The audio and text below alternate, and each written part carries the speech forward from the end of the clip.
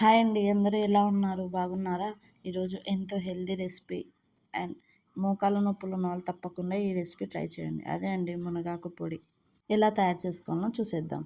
అందుకోసం స్టవ్ మీద ప్యాన్ పెట్టుకొని 1 టేబుల్ స్పూన్ ఆయిల్ వేసుకొని పచ్చిశనగపప్పు ఒక కప్ మినప్పప్పు, 2 టేబుల్ స్పూన్ జీరా, హాఫ్ కప్ పెసరపప్పు వేసుకొని ఇలా దూరగా వేయించుకోవాలి.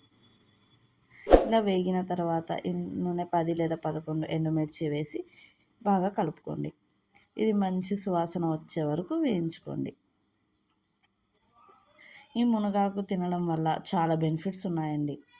ఇలా మనం మిక్సీ జార్లో వేసి చల్లారించుకోవాలి.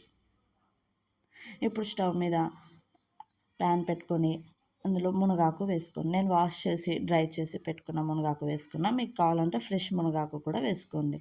ఇందులోనే 2 రెమ్మలు కరివేపాకు వేసుకొని బాగా ఫ్రై చేసుకోండి. ఈ మునగాకులో విటమిన్ ఏ, సి అండ్ ఈ ఉంటాయండి. ఇది షుగర్ లెవెల్స్ని కూడా కంట్రోల్ చేస్తుంది. ఇప్పుడు చల్లారిన మిక్సీ జార్లో ఎండుమిర్చి చల్లారాక ఉప్పు వేసుకొని గ్రైండ్ చేసుకోండి. ఇదే పౌడర్లో మనం ఫ్రై చేసుకున్న మునగాకు కూడా వేసుకోండి. ఇప్పుడు పౌడర్ చేసుకోండి. ఇంతే అండి, సింపుల్ అండ్ ఈజీగా మునగాకు పొడి రెడీ అయిపోయింది. ఈ రెసిపీ మీకు నచ్చితే లైక్ చేయండి, మీ ఫ్రెండ్స్కి షేర్ చేయండి. ఇలా చేసుకొని తిని మన హెల్త్ని కాపాడుకుందాం.